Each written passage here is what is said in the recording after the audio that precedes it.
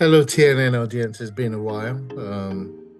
We haven't had a show for a while because there's been a lot on my plate. But again, we're back. You know me, David Erabo, your host. It's good to be back, and I've got a distinguished guest with me today.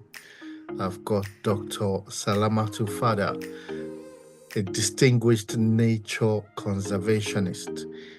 Curiosity around being a conservationist. She's a climate change researcher, a policy advisor, and a community advocate with over 20 years of international experience in environmental government, climate justice, and biodiversity conservation. Her work spans Nigeria, Wales, Ghana, and she operates at the intersection of science, policy, education, and community engagement. She lives in Bangor in Wales. She is an honorary lecturer at the Bangor University. For those who don't know Bangor or Wales, that's within the UK. She's done a lot in contributing to teaching, mentoring, and collaborative research on climate and sustainability.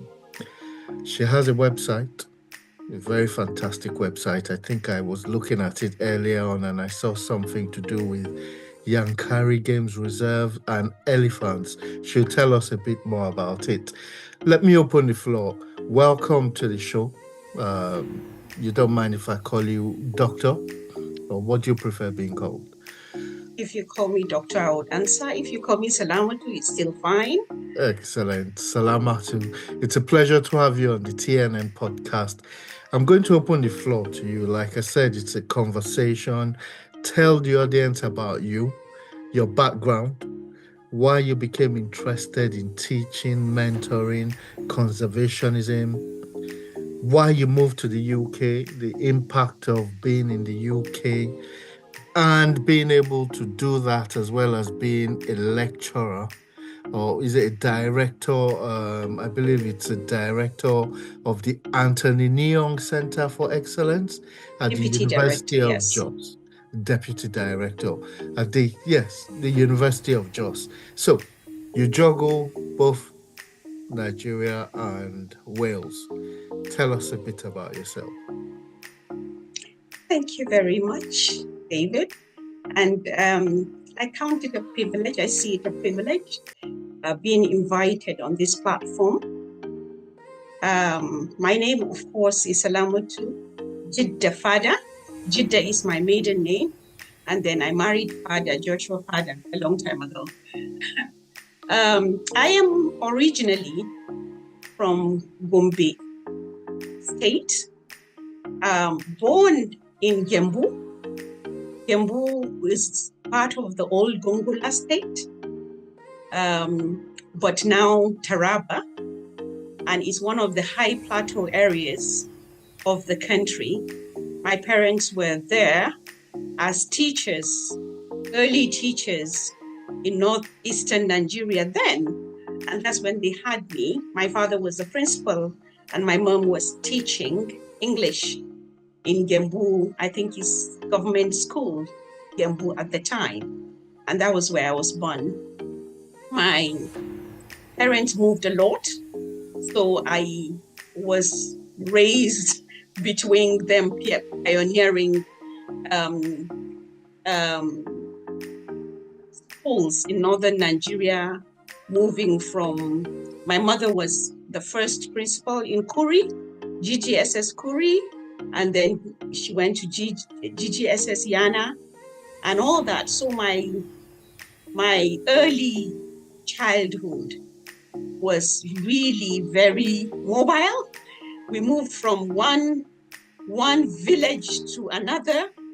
And I think at the time that I was finishing primary school, I think we counted 7 or 8 primary schools that I attended, but it laid the background of actually being exposed to northern Nigeria because of how much you moved, especially the old Bauchi state. My parents got separated, but I stayed with my mom most of my early childhood.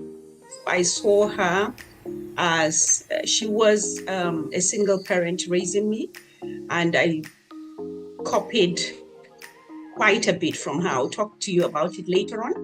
But that also helped me to draw a lot of strength, because that is what I am today as a single parent. But moving from primary school to secondary school, I went to FGC Azare of 1992 set. Went in 1986, September, October, and graduated in 1992. I immediately got admitted into University of Jos to read geography and planning.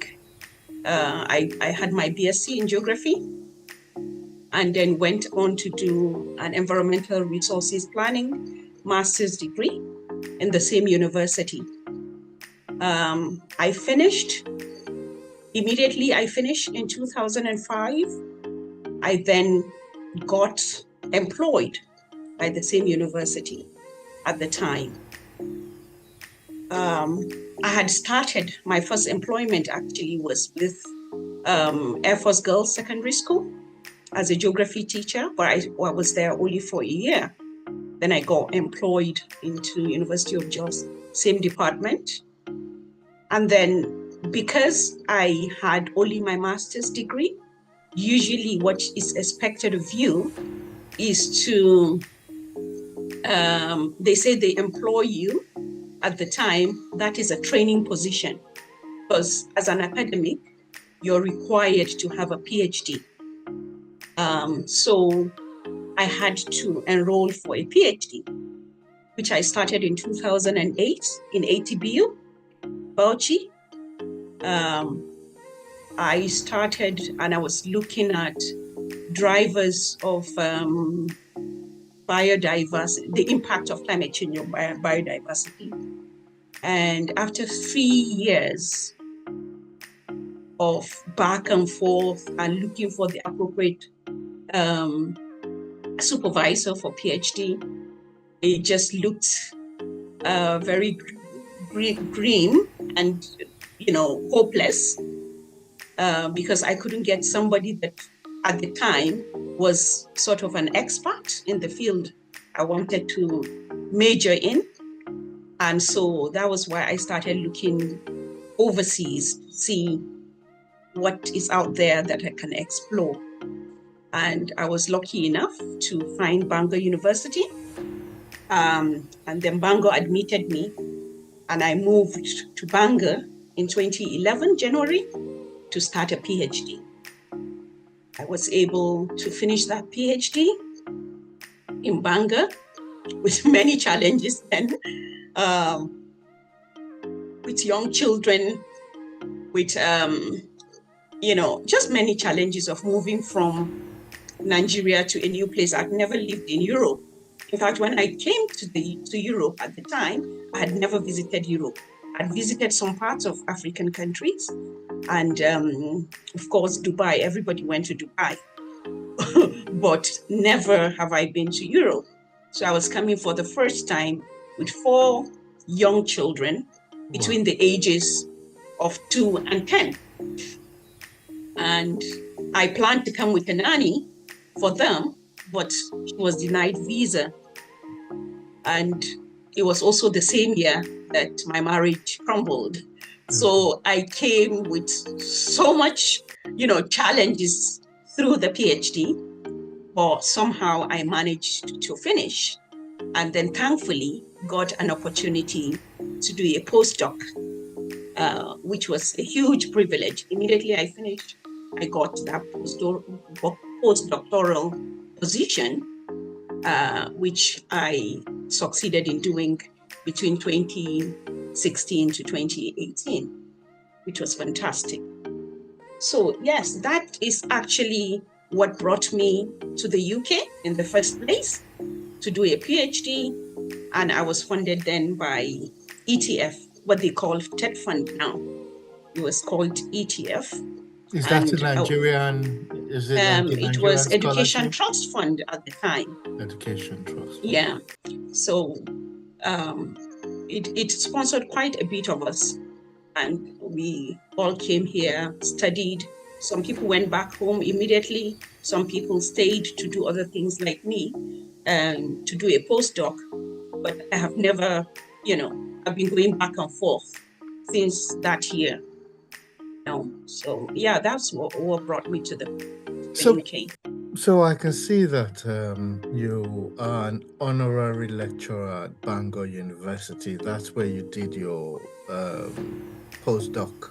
Yes. And I see that you do a lot of contribution to teaching, mentoring, and also on collaborative research on climate and sustainability. Let me ask you, climate and sustainability, why did you decide that would be something to look into? Is this because of job opportunities, or is it a passion you have? I actually didn't really set out to be a climate action specialist or scientist at all. I was more interested in biodiversity. Okay. Yeah. Biodiversity is the life, diversity, of course, the variation, variety of life.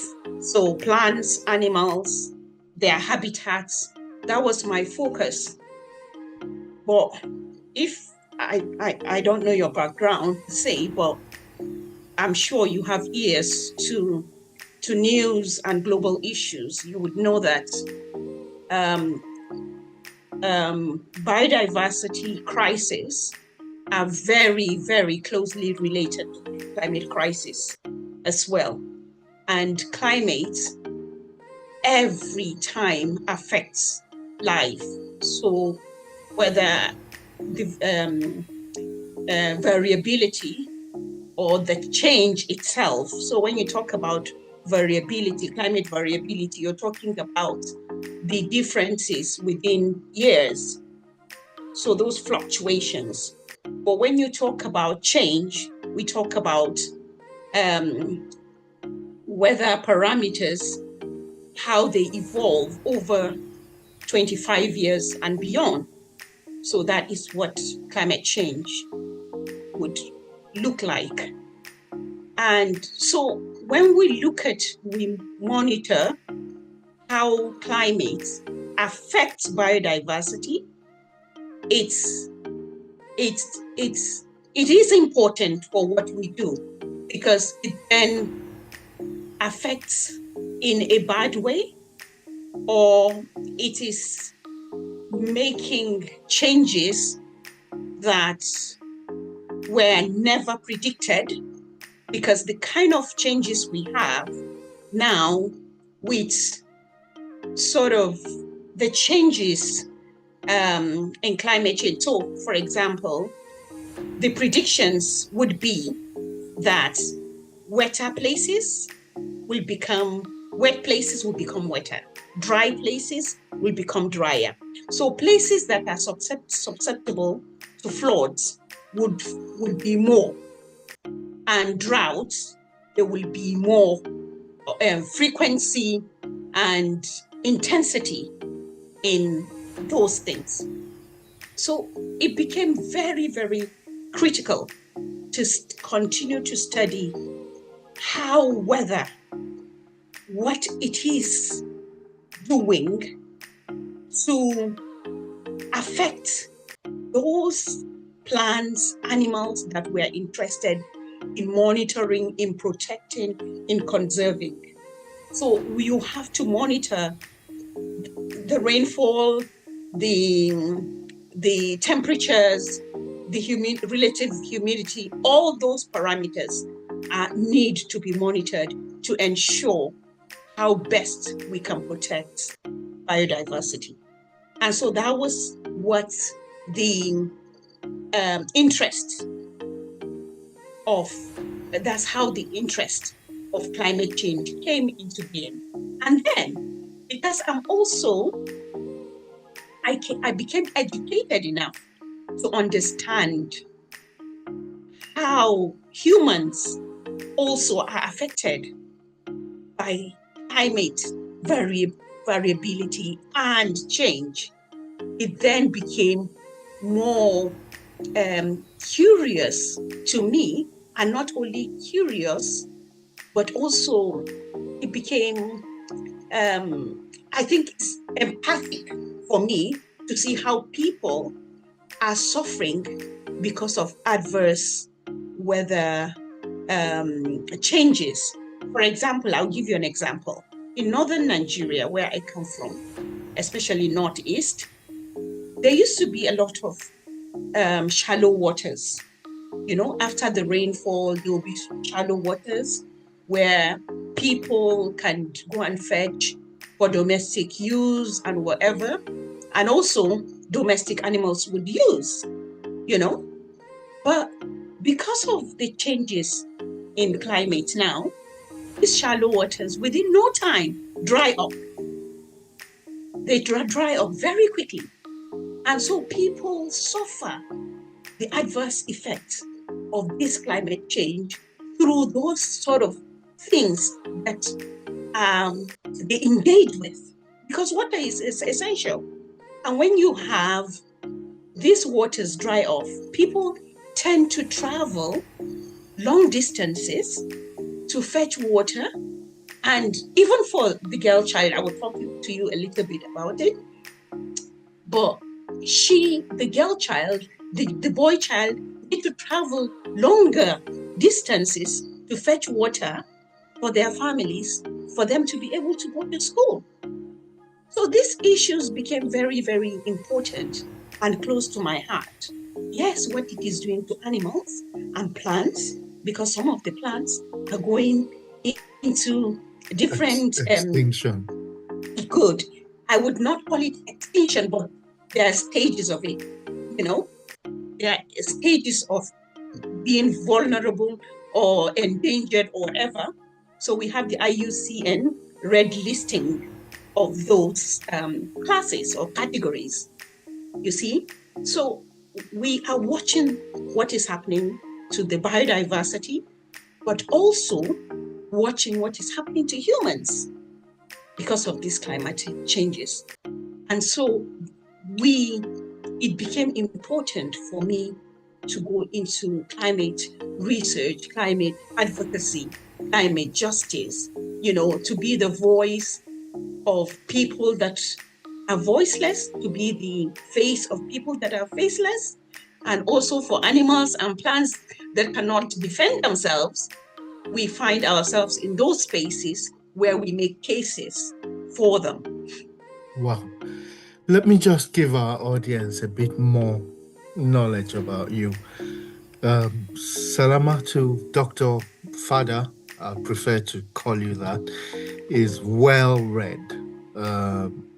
She holds an honorary doctorate in education, conservation, and civic contribution from Bangor University, and is also a fellow of the Nigerian Environmental Society.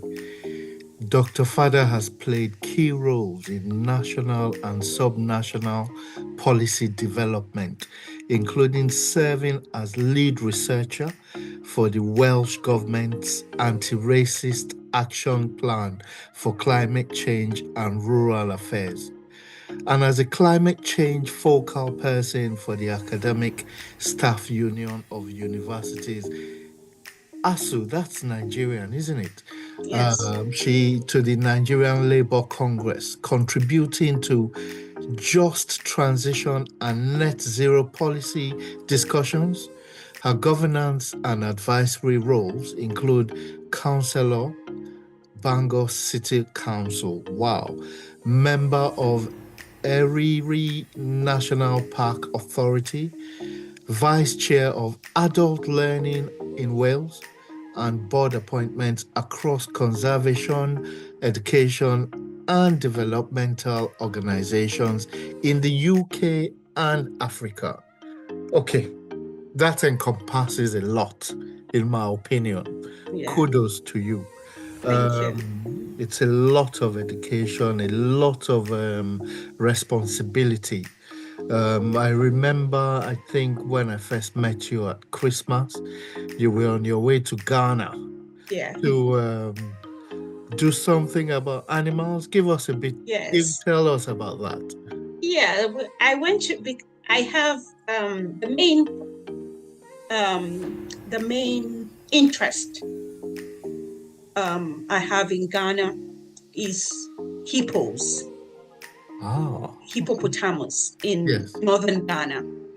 And what gave birth to the hippo issue was in 2015, there was a hippo that was killed in Dainkowa, in Gombe State, and the meat was shared in the city center, and that hippo was tagged or called killer hippo.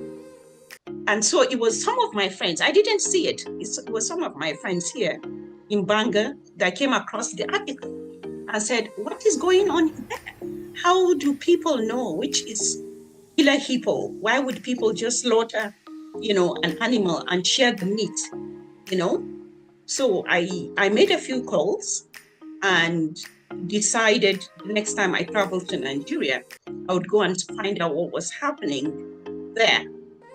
And so in 2015, when I went to Nigeria, I took a trip to that Nkowa and met the then Emir of Yamal Tudeba. He's late now.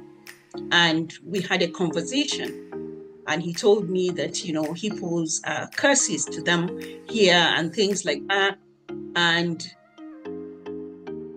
I had to talk to them about the benefits of having hippos in the community, and that they are not enemies.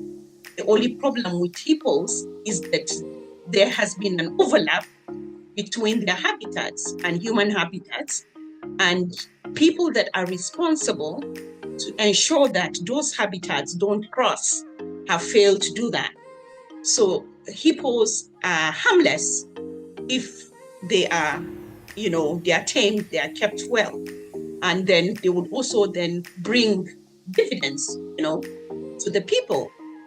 And I made them to understand that, and we started working together. So it's been a long journey. This is 10 years. I'm still working with Gombe State to try to see if we can profile lasting solution to the conflicts of hippos. And that is the interest I had in Ghana. I traveled to Ghana 4 years ago. One January, immediately after Christmas, I bought my ticket. I went to a place they call Wichao in northern Ghana because they have a hippo sanctuary. And their hippo sanctuary has been sort of developed to a point that the model is good, where they have coexistence instead of conflicts between humans and hippos. So I went and had, series of meetings to have an understanding of how hippos can coexist with people so that we can take that model and use for that Nkowa in Nigeria. That was what took me. So from then I have had different interactions with hippos and then elephants in Mole.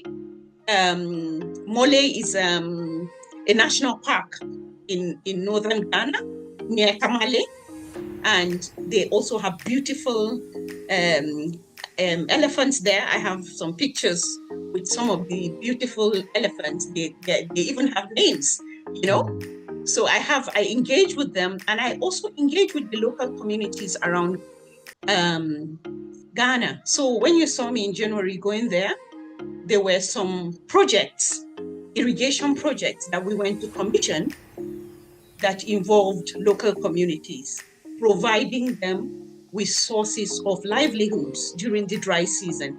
So they had irrigation that was powered by solar so that they would have water and then grow their vegetables and then would not lack vegetables to have for them and their families during the dry season. So that was what I went to do. But Right. yeah, it's been a long relationship with Ghana. And I think it was in I've forgotten which year, 2015 or 2016, that I actually initiated a memorandum of understanding between Ghana and Bangor University in the UK. And that relationship went for about 2 years. And some of our students from here, led by Professor Julia Jones, went to Ghana. And some of the people from Ghana came over here as well to Bangor. So it's been a good relationship with Ghanaians, with Professor Otu, and some of them there. It's been good, and we keep working together. So you're not only making impact in Wales, within the UK, you're making impact in northern Nigeria as well as in Ghana. Yes. Beyond Ghana, Uganda as well. Oh, and Uganda included. Yes, Rwanda. So everywhere. I've planted trees in Australia. So wow. Wherever I go to, yes. I've planted trees in Brisbane. That's multi-diversity, isn't it? Yes, it is indeed. You know, when we were young, I grew up in Jos. Ever so often, my dad would take us to the Jos Wildlife Park. Yeah. Where we would see all these elephants, hippopotamus, giraffes. I don't know if they still exist. Do you think that's the reason for the clash between hippos and humans? If they were able to have designated areas for their, what's the word for it, for their habitation, yes. Do you think that would resolve some of the issues you encountered or are encountering within northern Nigeria, especially that area where hippos and humans come together? Yes, hippo conservation is not different from other types of conservation, right? Is to get everybody on deck, raise awareness for people to understand the species in question. For example, these pygmy hippos that we have, the hippos we have in Africa now, in Nigeria, in Ghana now, they type of hippos usually would stay in, like in that Nkowa is the reservoir. They stay in the water all day long, come out in the evening and graze and go back into the water. That is their behavior. Now, when they come out to graze, hippos doesn't care whether it is corn that is at the edge of the reservoir or it is grass. It has seen food. Literally. You see? So hippo is not a human being to understand that these are crops. So it's the responsibility of someone to ensure that crops are not grown in that area. These fringes, yes, of the reservoir. Yeah. What is happening in Wichao in Ghana is that you would never see crop cultivation near the mouth of the river. You would never see that. They have demarcated and given people enough space to come out and graze and then go back. Hippo is not coming out to harm anybody. But you see, Hippo reacts when it senses danger. Yeah. So once it comes out, and then it is people it meets, it feels this is an enemy. Yes. And that is when it reacts. So all the incidences they gave me they told me about in that Inkua, I had to explain to them that the hippo felt threatened and they reacted. That is also not to say that the humans should be victims. They also need to be educated and be protected. So somebody needs to tell them, no, hippos will definitely come out at dusk and graze. So don't stay here. Don't go and fetch water here. No, they need to be educated. So this is what is important. The raising of awareness and education really helps people, but also it protects the hippos. So there's supposed to be a very clear boundary between where the hippos are and where people are. We shouldn't have overlaps. Let me ask you, so what does the government do about this? Do you speak with the Nigerian government? Are they into these conservationist ideas? What do they do? What impact? Is there funding to help you run these processes or to make these things viable? It is indeed tricky. I can tell you that the hippo issues, when in 2015, when I started engaging, then it was Governor Akombo. We made several attempts to see him. In fact, there was a time I was in Abuja. I was called and said the governor wanted to see me. I flew to Gombe and I didn't see the governor. He was indisposed till I left Gombe and went to Bauchi to continue my meetings. And I met with his PPS, they call it, his personal secretary. Right. And I met with the permanent secretary and the permanent secretary for environment. And it was a lot of, we are sorry. You see, the frustration is you engage with people that don't have control, cannot take decisions.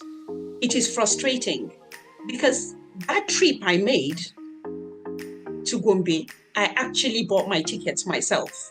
Right. Yes, I bought my tickets. Gombe State have never paid me for anything. All the trips I have gone to that Inkowa, all the work, all the meetings I've had, nobody has ever paid me. I haven't complained. I'm from Gombe State. I can give back. It's my way of giving back. Right. However, I want somebody to hear me out and engage with this issue. I was in Nigeria over Christmas. I went to Dainkoa on the 27th of December. I met the emir of Hinna and his entourage and his people. I have videos and pictures to show you that.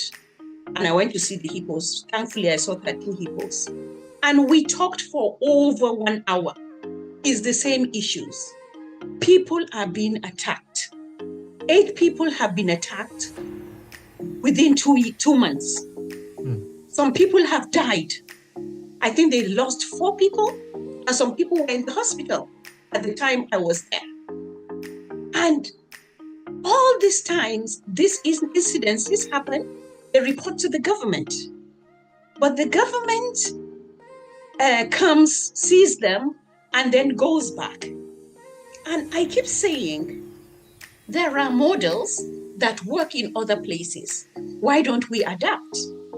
Anyway, right now, as I'm talking to you, I've had a meeting with the Commissioner for Environment for Gombe State, Alhaji Fau, and I have invited them to come with me to Wichao in Ghana and see that model. And if they see it is something that will work for them, I know it will work for them, but they have to be convinced that it will work for them. The issue with that model is that it is community managed.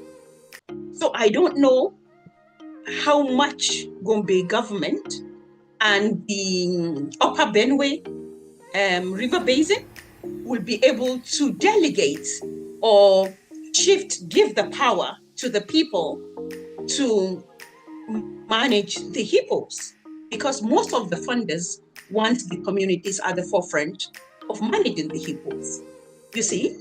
So have you tried international have you sought support internationally to yes. see if you could link the people with international communities who would gladly fund this? You know, we watch TV and we see adverts about endangered species and stuff like that. Have you tried that kind of solution? We are in talks with Calgary Zoo. Right. Calgary Zoo is in Canada, and they are the ones that are funding the Wichao project in Ghana. Right. So we are in talks with them, and hopefully something will come out. I'm not relenting, but I still have to bring you back to our reality. Because I've done so many projects in Nigeria, including elephant projects. Right. I know that no matter what you're going to do, you need government consent. Yeah? Because many of our protected areas in Nigeria are wholly government managed. Right. They are not co-managed. So it's not half community, half government. No, they're 100% managed by the government. So if you want to bring a model that doesn't exist, you have to make a case, and the government have to welcome it. So it's a lot of negotiation, it's a lot of discussion, it's a lot of convincing that this will work. And that's why I invited the team in Gombe to come with me to Ghana to see what works and how it works, so that they would be witnesses. It's not me just talking, but they would engage with what is on ground and also see the reason why they should adopt it. On a higher level, the federal government, the Ministry of Environment, is there any... should we think about looking that way? Hopefully somebody from there watches this podcast and is able to tap into it. You know what I mean? Yes, we should have resources within the federal government as well. Yes, but you need to understand how these protected areas are governed, right? The national parks are all governed by the federal government, right? They have the National Parks Authority, and the CG, Dr. Ibrahim Gwani, is the one that is the one in charge of all the national parks, the old and the new ones. The forest reserves, the game reserves are managed by the state government. So like Yankari is under Bauchi State, right? Then you have the forest reserves. Most of them are under the local governments, right? So everybody has the authority that manages it. The whole reservoir for these hippos that I'm talking about is under the Upper Benue River Basin Authority. So they own the water. And they may not own the hippos, but the hippos are in the water. So you have to engage with them. So all these stakeholders become important. So yes, the federal government could have a say, but then they have to engage all these important, components, the local communities, the local government, the emirs. The way I work, I engage the farmers, the fishermen, the women, the youth, all these people that are suffering or the impact of the people activities affect them. You have to get them together in a room and talk with them. So yes, the federal government can intervene. However, they would intervene by getting all the relevant people in the room and then talk and negotiate and make them understand what happens. This is what we propose now as conservationists. You don't, because you're the Minister of Environment, for example, take a decision. When you take a decision and you go away, if the people are not accepting of that decision, once you go away, they throw it out of the window and then it doesn't work. So we push for co-design, from co-design to co-monitoring of any project that will work. Excellent. So let's talk about giving back, Dr. Fada. You do a lot for your people, and you are the founder of the Network of Women for Sustainable Development and Talafi, initiatives which are focused on community empowerment with girl-child education and women's leadership central to your current work. I also understand that you serve as the chair of the Gombe South Diasporans. So Yes. You are a typical new Nigerian. You are one of the people who bridged the gap between diaspora and Nigeria, which was one of the main reasons why the New Nigerian was founded, to identify people like you who already bridged the gap between diaspora and Nigeria and see if we can get the best in Nigeria to tap into your wealth of experience and knowledge to develop and improve our resources in Nigeria. So, bearing that in mind, tell us a bit about Talafi. Tell us a bit about the initiatives with particular reference to the girl child. I remember at the start of our conversation, you did say you were going to talk about that. Please. Oh, you have touched my heart now. Talafi, we started Talafi in 2018.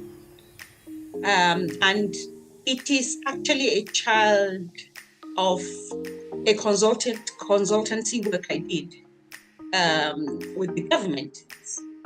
So when I worked as a consultant for Bauchi State under Governor Abubakar to update their management plan and to also protect Yankari Game Reserve at the time,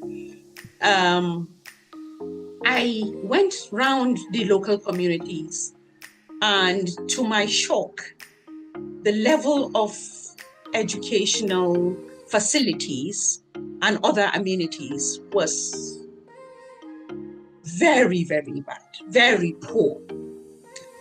And because it was very poor, we were in this particular village where they actually cried out to us and showed us their classrooms. In fact, it was half broken. It was a block of 3 classrooms and was half broken. I was with my cousin, Hannatu Ismaila, at the time. And they asked us to help them build a school. In fact, that was the only primary school they had at the time. And then for them to even have a secondary school, it was a huge trek, about 20 kilometers to go to Gilfi. So I took that request of theirs to the government then, and I pleaded with my immediate boss, who was the SSG at the time. And I said to him, these people need this. I took pictures and videos and I showed. Long after I had finished that consultancy, something took me to Nigeria, and I thought, I have to go and see what is happening with these people, whether they now have a classroom or not. So we went back there, and there was nothing. In fact, at the time, they had to just bring down the building, because I advised them at the time, just bring it down, because it can fall on any child. It's a hazard. It was a hazard. And so they had zinc houses. You can imagine zinc in the heat of northern Nigeria. Oh, wow. With sand on the floor. And these were the 2 rooms that these children were learning. I didn't have 1 million at the time in my account for this project. But I told them, we will build a school for you. And we did. We got some money. It's World Government and World Bank funded, and we built them a 3 classroom. We provided them solar panels in that community, 11 solar panels, and we did about 3 projects trying to get water. First of all, we tried boreholes, we couldn't get. In fact, the surveys of the borehole I even brought to Wales and gave it to Welsh water engineers, and they told me there's no viable water opportunity here. And so we tried water harvest, and the engineer that went there told us that there's not enough water that falls in that community to harvest it. So we were stranded. So with Talafi, we did a lot. We did teacher trainings. There was a time we trained all the, Subeb got us the mathematics teachers from many secondary schools in Bauchi State, and we did training for them using the mathematical center with Engineer Dahiru. He died last year. He's of blessed memory. He was a good friend. So we did teacher training, we did pupils training, we sponsored teachers, volunteer teachers. We were paying their salaries, just to ensure that children were educated. That school we built it for 100 and how many students at the time? But by the year, it wasn't up to a year, we had over 300 students. Children. Wow. In the children that wanted to be in that school. And I said to the community, why are you accepting students? They said, no, that is how we are. So it is goodness that has come to us. There is no way we can drive other people. They have to enjoy it as well. And that facility was also used in the afternoon for the secondary school. So it was just fantastic. We built toilets for them as well. We provided uniforms for them. I took books and toys and balls, and so many things, sporting activities for them. It was fantastic. We are still very proud of what we have done there. But moving to network of women for sustainable development, this was a child of COVID. It was during the lockdown that I got that vision and realized there are so many of us from northern Nigeria that are in diaspora that can give back. And at the time there was so much news of how terrorists were adopting our sisters, our daughters, our mothers, our grandmothers, and not only adopting them, but raping them. So there were issues of trauma, there were issues of fear, anxiety, so many things. Our girls were kept in school, at home. They couldn't go to school. The women couldn't go to farm or do anything. Everybody was just, sort of stranded and living in poverty because of these issues. So I said, okay, girls, let's gather.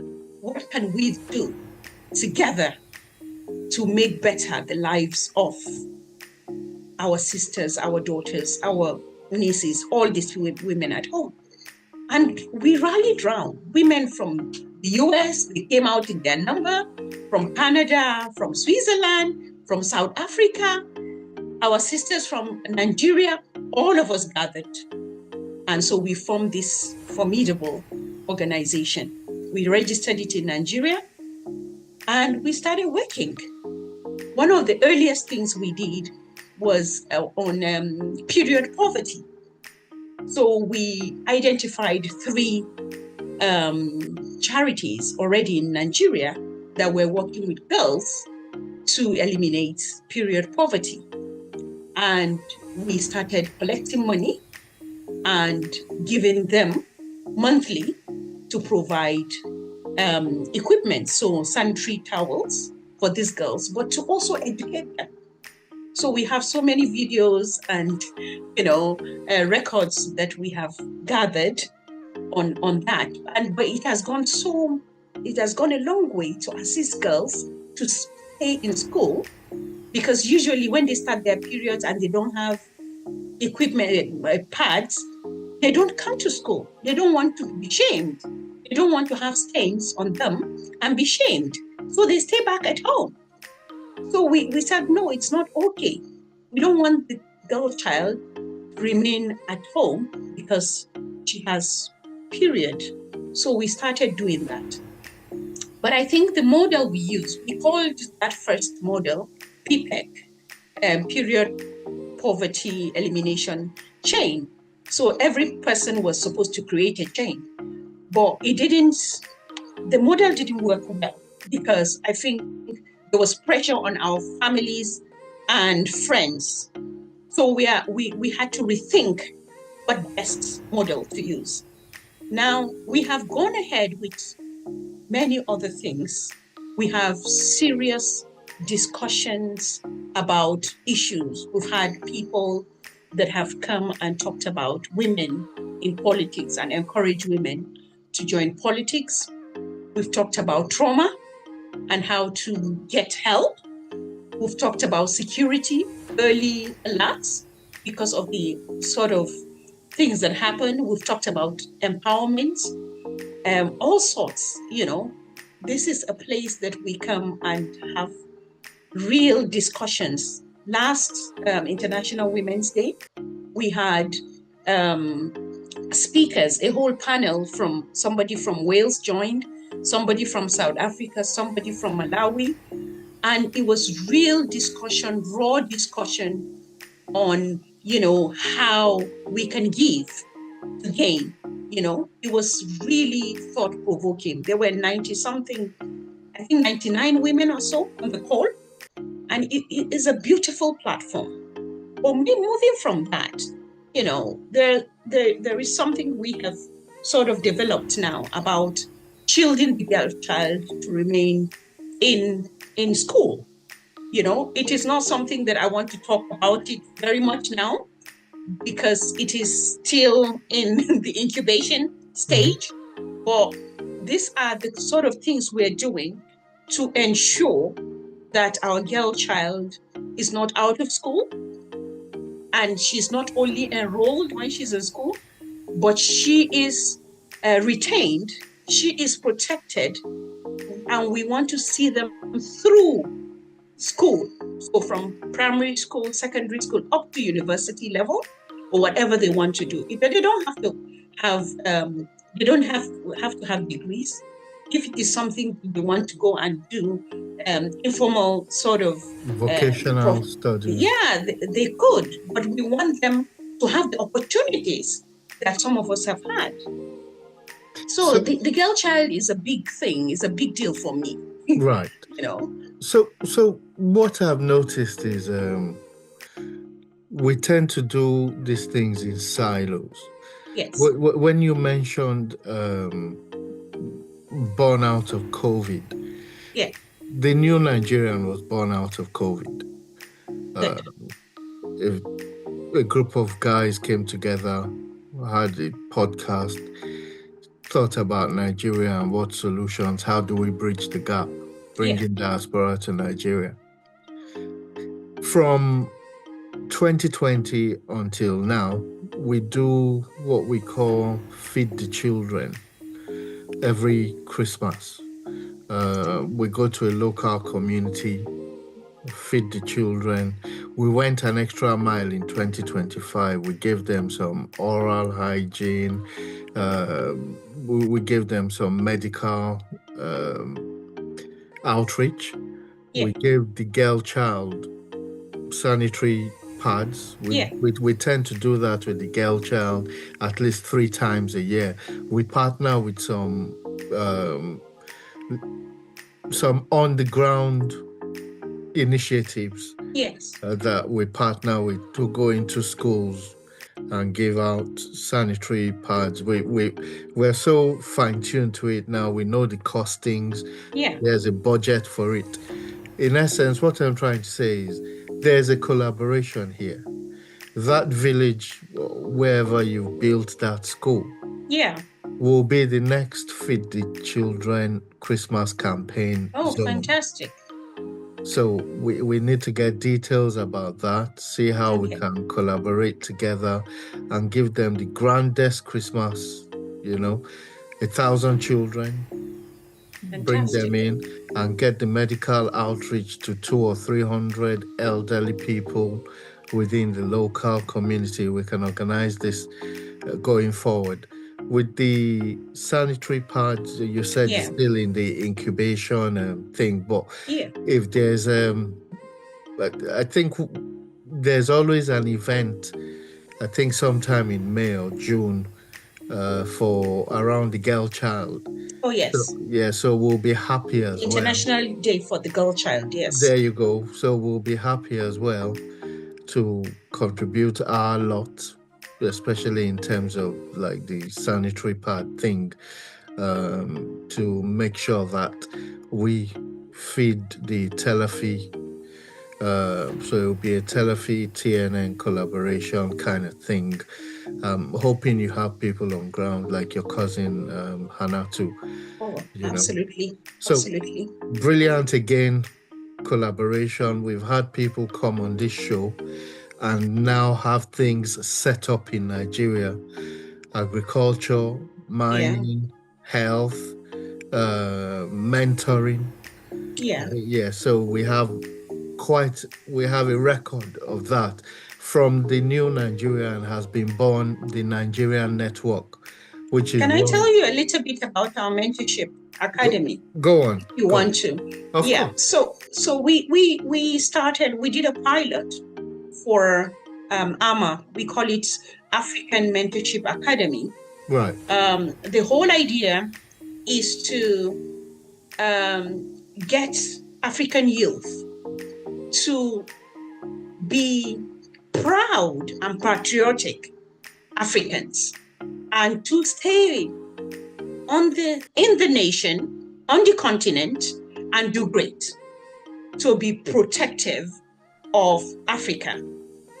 And that idea came from what I know as a community leader here.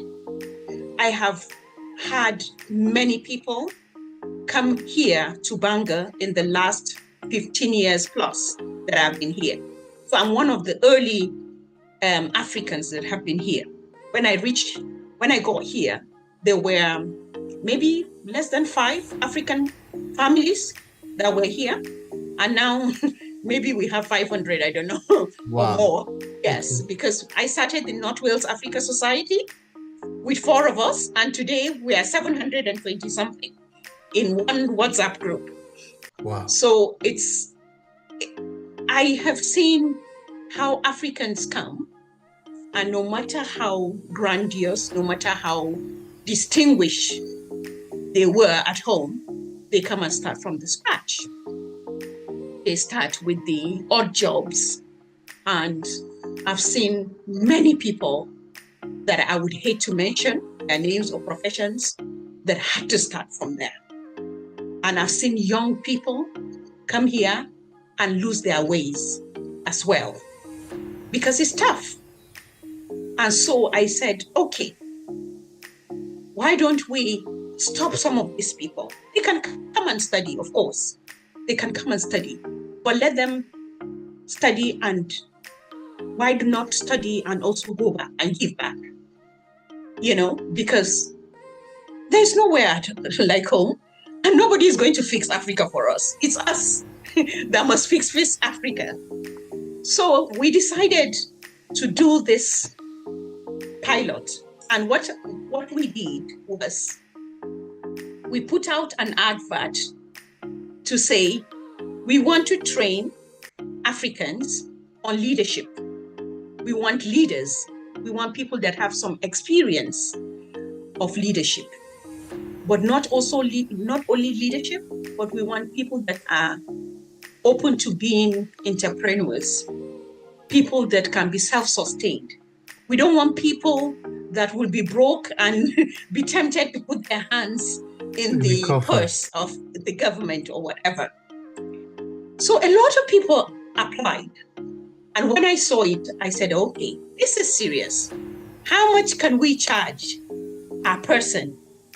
And it was at least 50,000. So what we did was I rallied around my friends and said, okay, you need to sponsor one participant each. And I was able to get all the participants sponsored. So we held the first pilot in University of Jos last year. I can tell you it was 100% successful. The sort of feedback we had were fantastic. The current INEC chairman, then he was deputy vice chancellor in University of Jos, vice chancellor admin. He was the one that came and closed the ceremony and presented the certificates. And he said, how did you think of this? Because it was rich.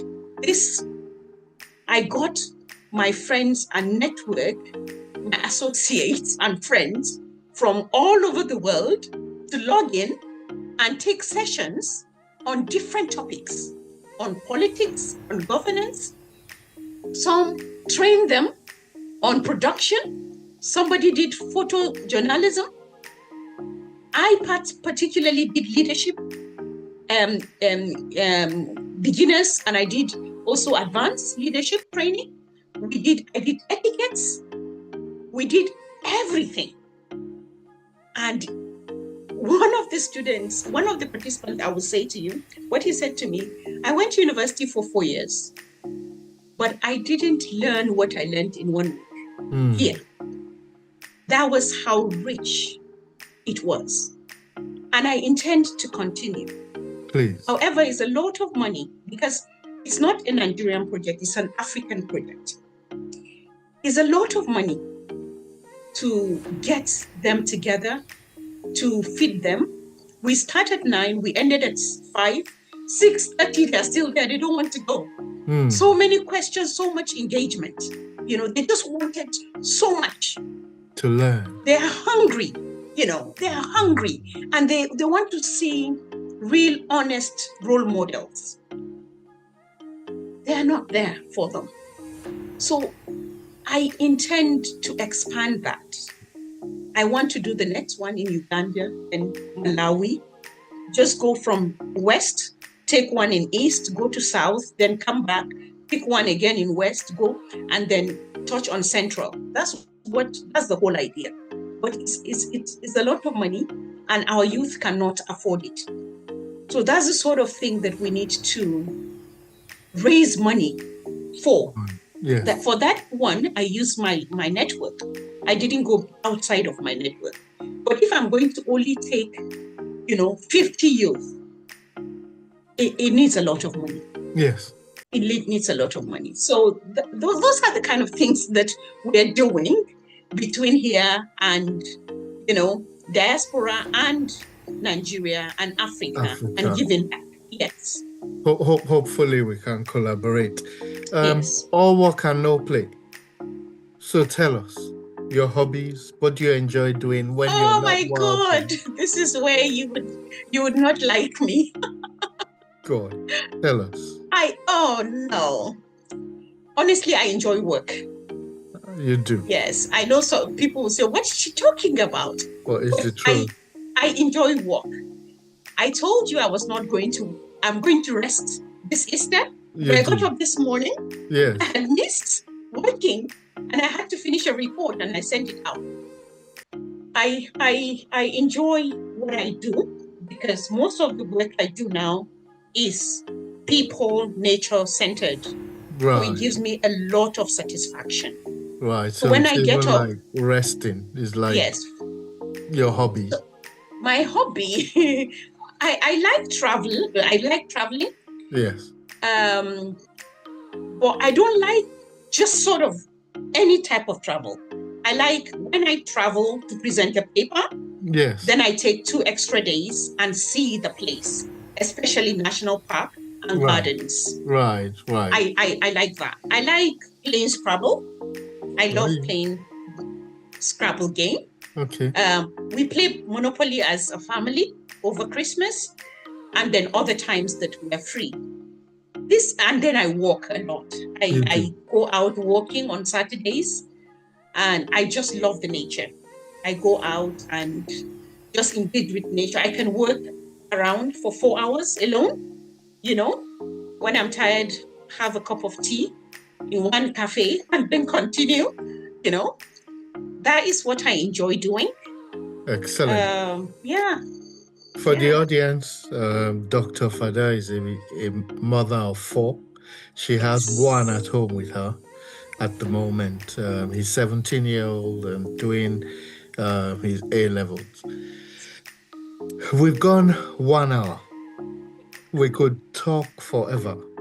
Yes. Hopefully, we'll do a part 2. So, Maybe sometime next year to see how far we've gone from today, to see if we've progressed, if we've improved in everything we're doing.